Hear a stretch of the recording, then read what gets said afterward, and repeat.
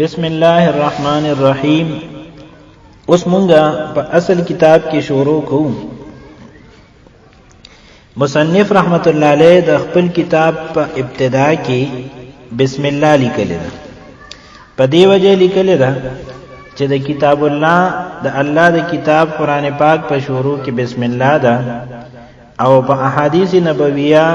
صلی الله علیه وسلم کې باقی کې د بسم الله ترغیب راغلی دی په شروع کې. حدیث مبارک کې دی کل امر ذی بال لم یبدأ ببسم الله فهو اقطع.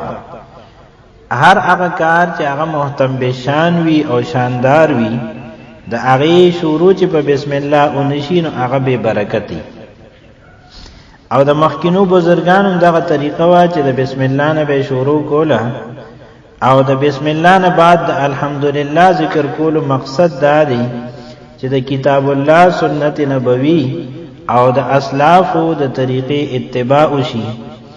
او د الحمدلله په باره کې هم په حدیث مبارک کې راغلی دی کل امر ذی بال لم یبدأ بالحمد لله فهو اقطع. هر هغه کار چې محتم بشان وي او شاندار وي هغه چې د الله پاک په حمد سره شروع نشي نو هغه به برکت دی. په بسم الله کې الله دا ذکر شوی دی، او الله دا د هغه ذات نوم دی چې هغه واجب الوجود دی، یعنی د هغه وجود دا ضروری او واجب دی، او په هغه باندې فنا نه راغلی دا نه په هغه فنا راتلی شي. او تمام د کمال صفاتونه چې دینو دا د هغه په ذات کې جمع دي، دا الله د هغه ذات نوم دی. الرحمن او الرحیم دا دواړه د مبالغې صيغې دي، او رحمان کې د رحیم په نسبت باندې مبالغه زیاته ده. د رحمان معنا ده بے حد مهربان، بے انتها رحم کون کی، او د رحیم معنا ده ډیر رحم کولو والا.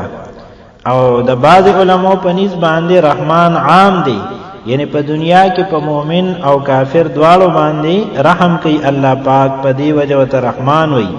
او رحیم دا خاص دی، یعنی په آخرت کې با صرف په مؤمنانو باندې الله پاک رحم کوي، په دی وجه ته رحیم وي. د بسم الله ترکیب هغه داسې دی چې با حرف جار دی، او لفظ د اسم چې دی دا مجرور دا مضاف دی، او الله دا مجرور موصوف دی. الرحمن دا اول صفت دی او مجرور دی، او الرحیم دا دویم صفت دی او دا مجرور دی. او لفظ د الله چې موصوف دی د خپل دواړو صفاتونو سره دا مضاف الیه دی د اسم د پاره چې هغه مضاف دی. مضاف او مضاف الیه دا دواړه چې یوځای شي نو دا د با حرف جار د پاره مجرور دی، او دواړه یعنی حرف جار او مجرور دا متعلق جوړي. د دې نه بعد یو خبره هغه دا ځکه چې جار او مجرور ته ظرف ویل کیږي، او دا ظرف چې دی کله چې د دې متعلق دا په لفظ کې موجود وي نو دې ته ظرف لغو ویل کیږي، او کله چې متعلق د دې په لفظ کې موجود نه وي نو بیا دې ته ظرف مستقر ویل کیږي. نو د ظرف مستقر جار مجرور د پاره فعل متعلق راوستلی شي، دا د بصری د نحویانو رائے ده. او اسم راوستلی شي، یعنی اسم مطلب اسم فاعل، اسم مصدر، اسم مفعول، صفت مشبہ، اسم تفضیل، اسم مبالغہ، اسم منصوب، یا اسماء افعال دا ولا متعلق مقرر کولی شي، فرض کولی شي. دا د کوفیانو رائے. نو د کوفیانو په نسبت باندې متعلق اسم وی، او د بصری د نحویانو په نسبت باندې متعلق دا فعل. او دا خبره عامه ده د دواړو په نسبت باندې چې دا متعلق چې دي نو دا به د افعال عامه نه، یعنی د بصری نحویان وی چې د افعال عامه نه یو فعل متعلق جوړ کا، او د کوفی نحویان وی د افعال عامه نه یو اسم جوړ کو هغه متعلق اومنه. او افعال عامه دا سلور دي، کان دی، وجدا وجد دی، ثبتا او حصلا، دا افعال عامه دي. افعال عامه چار هستند نزد اربابی عقول، افعال عامه دا سلور دي د ارباب عقول د نحوی چې کم د عقلونو خاوندان دي د هغې پنیز کون استو وجود استو ثبوت استو حصول یو کون دی یعنی کان یکونو او بل وجود دی وجد یجدو او بل ثبوت دی ثبت یثبت او بل حصول دی حصل یحصل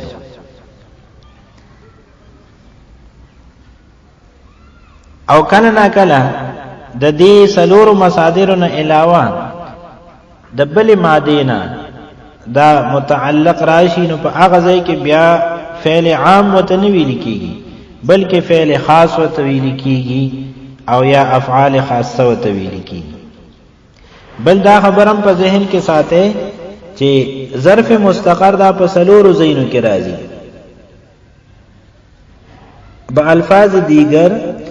ظرف مستقر د خپل متعلق سره یا خبر جوړیږي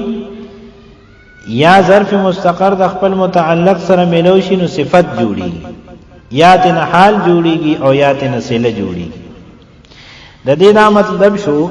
چې ظرف مستقر د خپل متعلق سره چې یوځای شي نو مخکې ته مبتدا وي د خبر شي ظرف مستقر کله نا کله د خپل متعلق سره یوځای شي مخکې ته موصوفي نو دا متعلق او متعلق صفت جوړ شي او کله نا کله د دې نه مخکې ذل حال وي نو متعلق او متعلق دواړه یوځای شي نو حال ته جوړ شي او کله ته اسم موصول مخکې نو د صله جوړ شي نو دې تفصیل نه بعد د جار مجرور د متعلق په باره کې دا خبره وره چې جار مجرور متعلق شو مستعینن پوری او مستعینن دا حال دی او حال لسنه دی د اشرعو فعل چې کم ضمیر مستتر دی انا د اغین حال دی نو اشرعو فعل انا ضمیر مستتر پدې کې ذل حال مستعینن اسم فاعل اشرع مستعینا بسم الله الرحمن الرحیم دا سی بشي پدې کې ضمیر د هو شو په اشرعو کې اغا په مستعینن اسم فاعل او پدې کې ضمیر د هو دی فاعل شو د دې لپاره نو اسم فاعل د خپل فاعل سره او جار مجرور چې هغه د متعلق دی د دې ټولو سره یوځای شو نو د دې نه حال جوړ شو د انذ الحال لپاره نو اشرعو فعل انذ الحال مستعینا اسم فاعل هو ضمیر پکې دا غیر فاعل او بسم الله الرحمن الرحیم جار مجرور متعلق شو نو مستعینا اسم فاعل سره د خپل فاعل او متعلق نه حال د ذل حال سره د حال نه دا فاعل د اشرعو فعل سره د خپل فاعل نه جمله فعلیه خبریه شو لفظا او انشائیه د معنن دا جمله انشائیه د معنن په دې صورت کې دا جار مجرور د خپل متعلق سره یوځای شو نو حال ته جوړ شو موږ مخکې دا خبره ذکر کړې و چې جار مجرور متعلق د خپل متعلق سره حال جوړیږي د پاره د ذل حال او دویم ترکیب بیداسی شي چې جار مجرور متعلق شو د ثابتن اسم فاعل له پدې کې هو ضمیر هغه د فاعل له اسم فاعل د خپل فاعل او متعلق سره دا شی جمله خبر شو د مبتدا لپاره او مبتدا سره هغه محذوف دی چې ابتدائی ثابت بسم الله الرحمن الرحیم نو ابتدا مضاف او یا ضمیر د متکلم مضاف الیه مضاف سره د مضاف الیه نه مبتدا سره د خبر نه جمله اسمیه خبریه شو لفظا او جمله انشائیه دا معنن په دې صورت کې چې دا مونږ کوم ترکیب وکړو جار مجرور د خپل متعلق سره دا خبر جوړ شو د پاره د مبتدا او مونږ مخکې دا ذکر کړیو چې جار مجرور د متعلق سره کله کله خبر جوړي د دین علاوه پدې کې نور احتمالات هم شته لیکن کدا جار مجرور بغیر د سواسطین اشرعو یا بل یو فعل پورې متعلق شي نو التکی و بیا دا مسله راځي چې دا به یو فنی غلطی وي ځکه دا ونه حال جوړیږي او نه به خبر جوړیږي نه به صفت جوړیږي او نه به صله جوړیږي او ظرف مستقر د پاره دا ضروری ده چې دا با یا خبر وی یا به صفت وی یا به حال وی یا وسیله وی. په دې وجه دا مونږه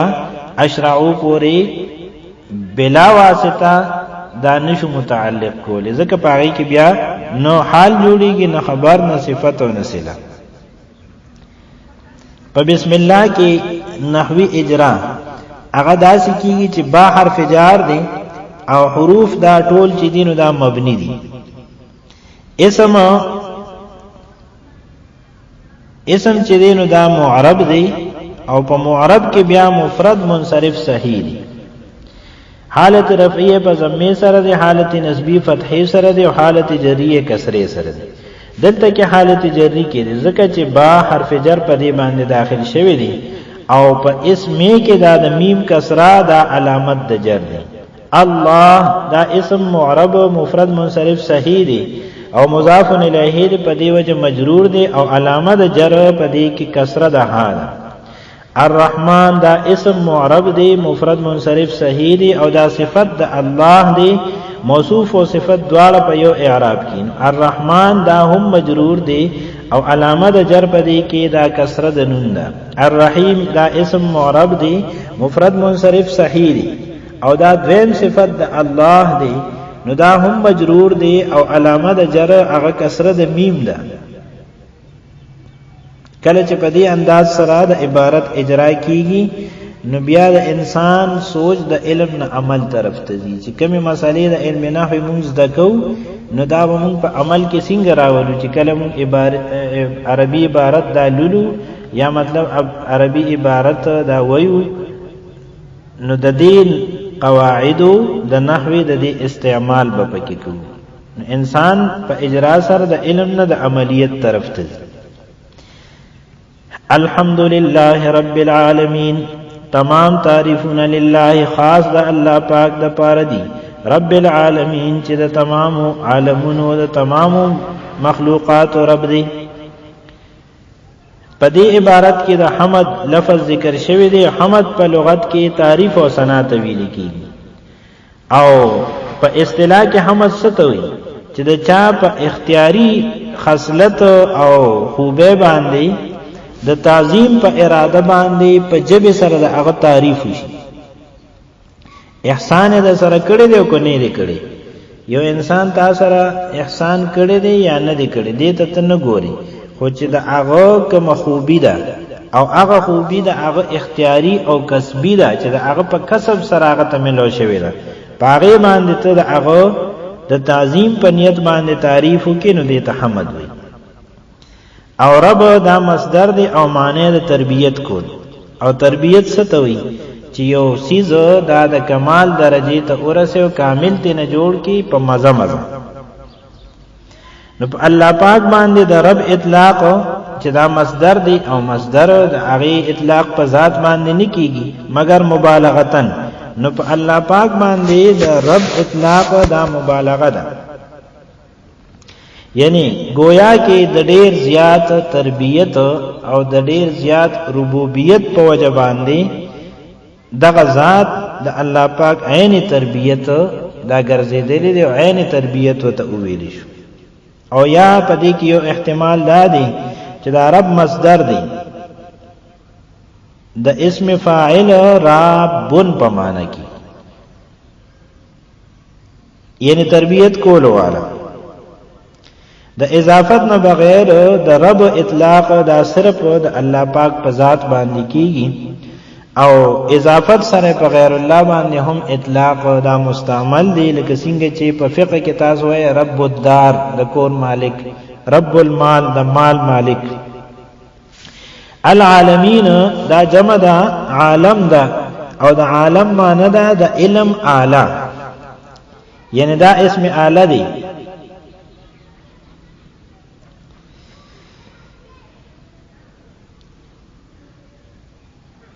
په عام عرف کې د الله پاک نه علاوه هر یو سیز ته عالم ویل کیږي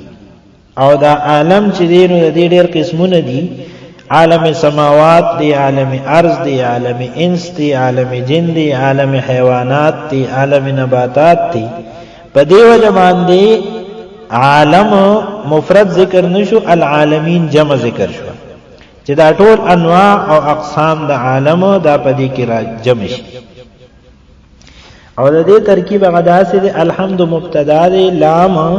جار دی، الله موصوف، رب مضاف، العالمین مضاف الیه. مضاف سره د مضاف الیه نه دا صفت د موصوف، موصوف سره د صفت نه مجرور د جار، او جار سره د مجرور نه متعلق د ثابتون. ثابتون اسم فاعل پدې کې هو ضمیر دی هغه د فاعل. اسم فاعل د خپل فاعل او متعلق سره د شبه جمله خبر د مبتدا، مبتدا سره د خبر نه جمله اسمیه خبریه لفظا او انشائیه معنا ده. د الحمدلله رب العالمین چې کوم کلمات دي نو د دې نحوی اجرا هغه داسې ده چې الحمد دا اسم مفرد دی منصرف صحیح دی، او حالت رفعی د دې په ضمه سره دی، حالت نسبیه فتحه سره دی، او حالت جریه کسره سره دی. او دلته کې مبتدا واقع شوی دی، مبتدا مرفوع وی او د دې رفع دلته په ضمه د دال سره ده. په الحمد کې د دال ضمه دا علامت درفه دی، او لام حرف جر دی مبنی دی. الله اسم معرب دی مفرد منصرف صحیح دی، حالت رفعیه په ضمه سره دی، حالت نسبی فتحه سره او حالت جریه کسره سره دی. دلته کې مجرور دی ځکه مدخول د حرف جر دی، او جریه په کسره د ها سره دی. رب اسم معرب دی مفرد منصرف صحیح دی، حالت رفعیه ضمه سره، حالت نسبی فتحه سره او حالت جریه کسره سره دی. او صفت د الله موصوف دی، چونکه صفت هغه د خپل موصوف سره په اعراب کې یو شان په دی وجه باندې دا هم مجرور دی، او د جر پته رسنه لګي د بعد کسرین. العالمین دا جمع مذکر سالم دا، حالت رفعیه و ما قبل ضمه سره وی، حالت نسبی او جری دواړه په یا ما قبل کسره سره. دلته کې مضاف الیه واقع شوی دی مجرور دی، او یا ما قبل مکسور سره د دې جر دا واضح کیږي. والعاقبۃ للمتقین، او خو انجام دا ثابت دي د پرهیزګارو لپاره. العاقبۃ دا لفظ چې دینو دی خو په حذف د مضاف سره، لکه خیر العاقبۃ، حسن العاقبۃ، په دې اعتبار سره چې خیر و مضاف شو یا حسن و مضاف شو او هغه تنه محذوف دي، او دا هغه مضاف چې کوم اعراب دي نو هغه حاصل کړی دی العاقبۃ بعد حذف مضافه، یعنی د خپل مضاف نه حذف کېدو نه بعد العاقبۃ د خپل مضاف اعراب حاصل کړ. او یادا چې دا مطلق دی،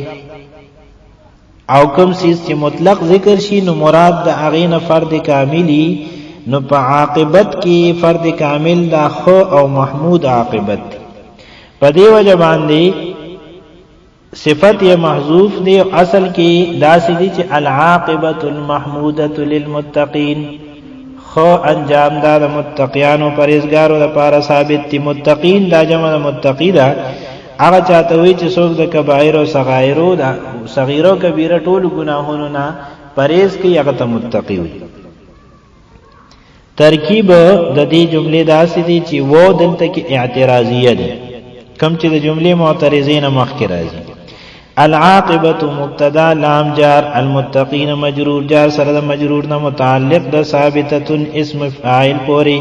ثابتۃ اسم فاعل پدې کې هي ضمیر هغه د فاعل اسم فاعل د خپل فاعل او متعلق سره شبه جمله دا خبر شو د مبتدا، مبتدا سره د خبر نه جمله اسمیه خبریه شو.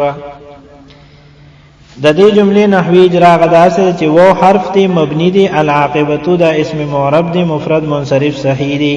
حالت رفعیه ضمه سره دی، حالت نسبیه فتحه سره دی، او حالت جریه کسره سره دی. او دلته کې د مبتدا کېدو په وجه باندې مرفوع دی، او رفع دی ضمه د تا چې دا نو هغې سره معلومیږي.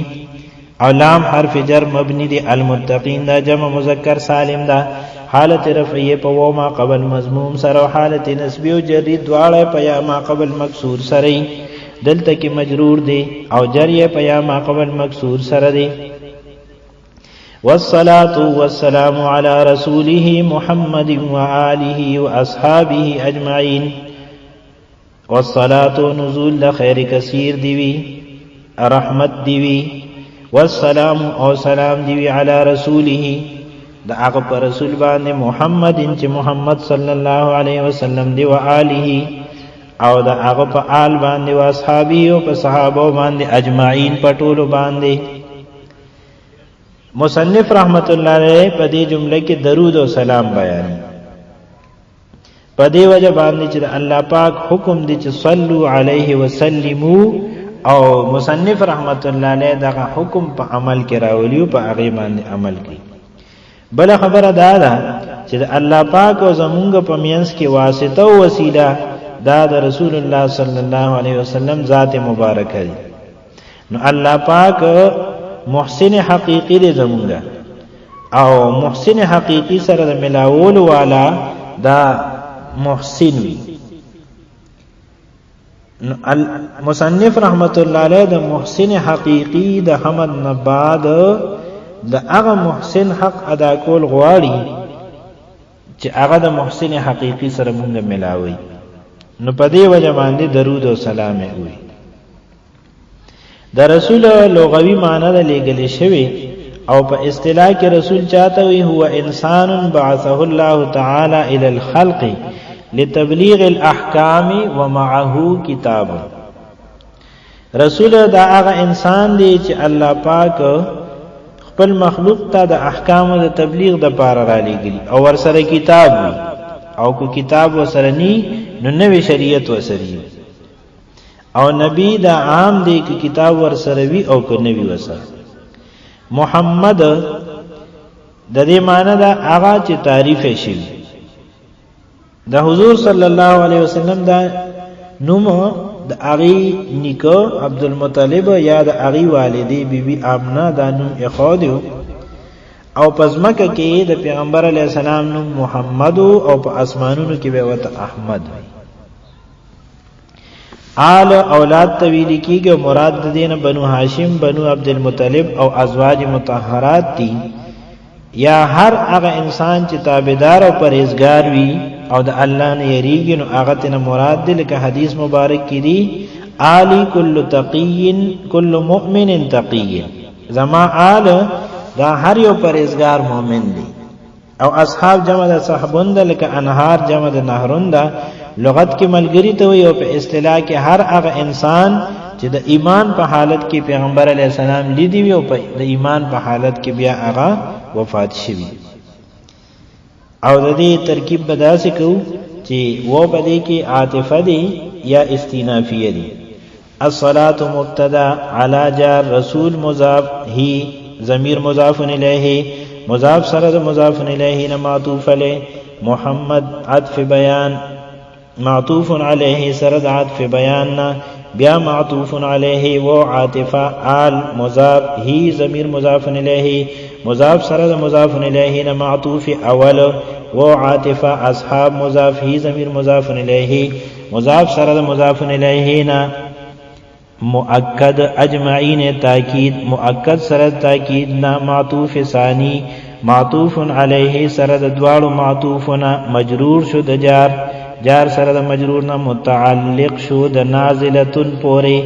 نازلتن اسم فاعل، پدې کې هي ضمیر دی هغه فاعل، اسم فاعل د خپل فاعل او متعلق سره شی به جمله خبر د مبتدا، مبتدا سره د خبر نه جمله اسمیه خبریه شو. او د دې عبارت نحوی اجرا غدا سره چې وو حرف عاطفه مبنی دی، الصلاة اسم معرب مفرد منصرف صحیح دی، حالت رفعیه په ضمه سره دی، حالت نسبی فتحه سره دی، حالت جری کسره سره دی. دلتا د مبتدا کېدو په وجه باندې د تا ضمه سره مرفوع دی. علی حرف جر مبنی دی، رسول اسم مفرد منصرف صحیح دی، حالت رفعیه په ضمه سره دی، حالت نسبی فتحه سره دی، او حالت جری کسره سره دی. او د علی حرف جر په وجه باندې مجرور دی، او جری کسره سره دی.